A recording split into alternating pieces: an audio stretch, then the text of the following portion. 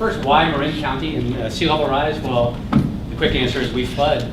We actually flood now on sea level rise, and this, I'll show more examples, is Miller Avenue and on the way to Mill Valley and the Manzanita parking lot, the Caltrans, or the roadway as you make that turn off 101 heading towards Stinson Beach, and many of you have done that. And this is a flooding, that's just strictly tidal flooding, no storm events, no wind, no anything. So we're experiencing sea level rise already in Marin, and the reasons are actually pretty easy to see. If you come look at the Marin, eastern Marin area, this is the existing land, sort of this lighter blue, sorry, I'm off to the side. And then the blue is where I just did still water projection of 55 inches of, and when you tack on 55 inches of sea level rise, you can see that we have a lot of cities and areas and where most of the people live will be impacted by just direct coastal inundation, flooding.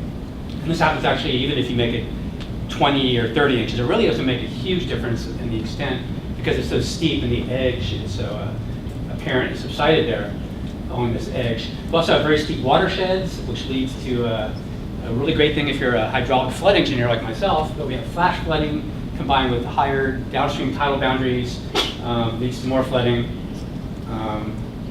And tonight I'm going to talk in specific, more specifically about this area in Marin, which is stats here. This is from a report on done in 2011, I think, on impacts to the bay. You can see Marin in terms of miles of roadway at risk due to 100-year floods and tides is like number 2.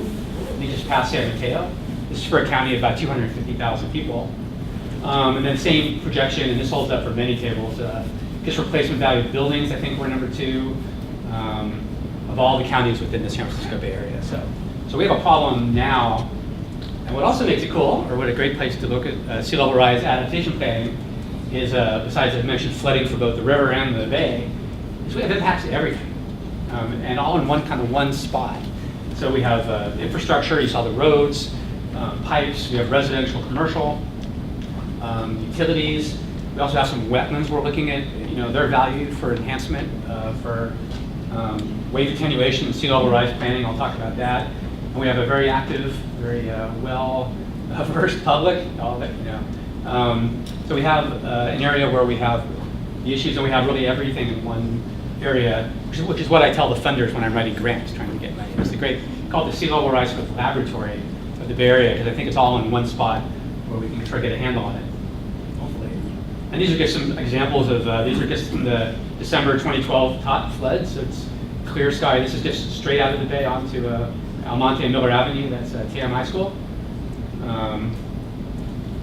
This is just at a high tide there. This is why we also get backwater flooding, so the pipes and storm drains and all that would normally flood can't because they're hitting the bay here. Then when you get some rain, you get situations like this.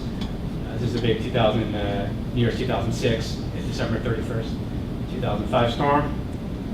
And then you go back in time and we always had floods in Marin. So greenish color, and then the 55-inch extent of sea level rise sort of mapped in Mill Valley. You can just see this is straight coastal inundation. This isn't backwater flooding or storm drain flooding, which would also extend these areas. And this is it down in the Tam Junction area of Coyote Creek watershed.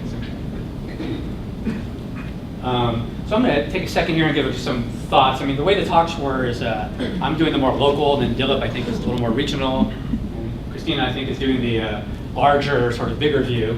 But as somebody who goes to a lot of sea level rise events and thinking in the bay, I've kind of noticed a few trends, in that you can't walk 5 feet anymore without running into a sea level rise symposium. And really, they're mostly focused on habitat mapping and mapping of inundation and vulnerabilities, but really mostly habitat focus. So most people in the world of sea level rise now planning and adaptation are really coming from that look.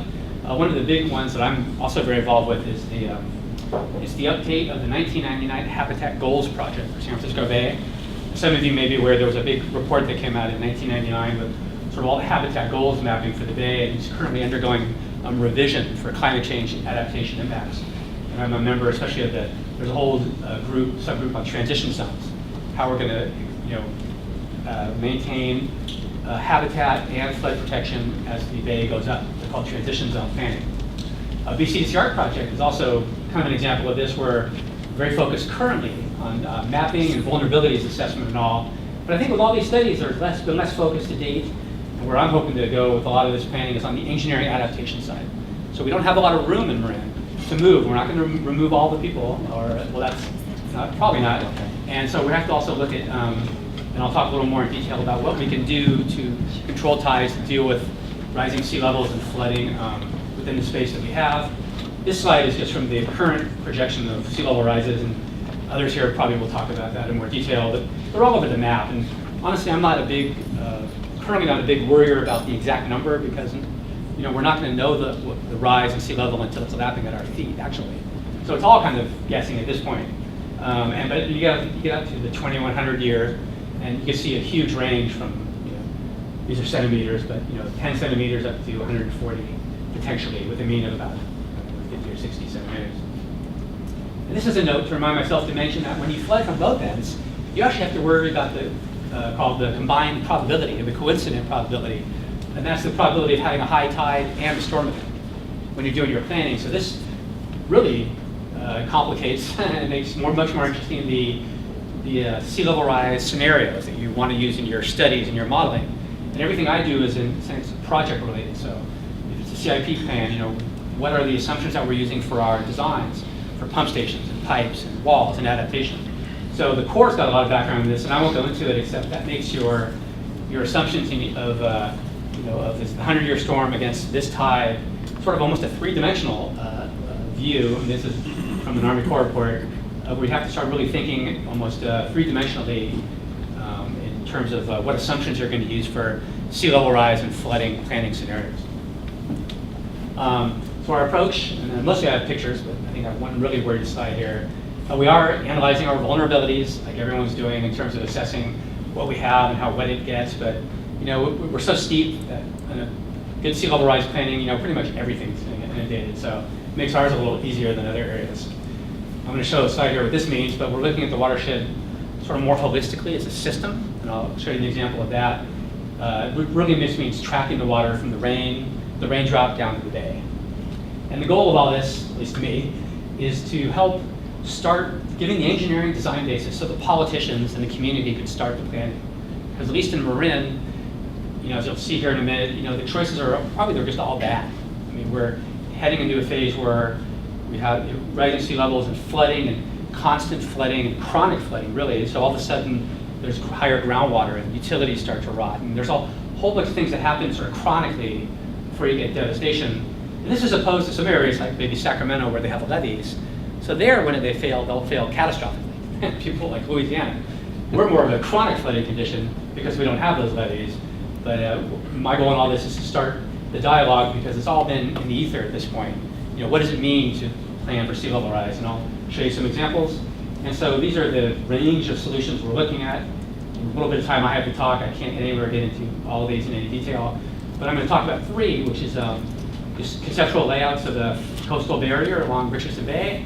I'm going to show you an example. So you'll see some real pictures here of a beach project that we built in Richardson Bay. I did the design before coming to Marin and constructed the first part before Marin and the rest of it since I've been here. And then a little bit in the end, since you guys are landscape architects, the creative class on lifestyle adaptation. So the idea of a watershed system is really just nothing more than really accounting for where all the water is. So we are looking at the watershed from the hydrology side, which I'm currently redoing for the county, sort of updating it with radar, hydrology, and some newer methods. And then floodplain storage, which is flooding, actually it's storage until you get to somebody's house, and then it's flooding. And we're looking at all the different ways that we're, all the different elements that go into a system. And then being the linear engineering type that I am, I tend to look at things in terms of what we can control, which typically is, pumps, which is where Marin is really heading. And it's maybe the most expensive way to deal with stormwater and flooding is trying to pump it all. But that's where we are. We have a dozen or so pump stations right in eastern Marin County, and we're heading towards the future of many more. But then we talk walls, and can we do storage, and floodplain, allowable depth. So I'm looking, we're routing that hydrograph essentially, and tracking that water from the top to the bottom, which is I haven't seen really done so much in the context of a sea level rise adaptation. So now I'm going to show you some examples from Richardson Bay of just some conceptual layouts. I'm really early in this study, so this hasn't even been reviewed internally at Marin.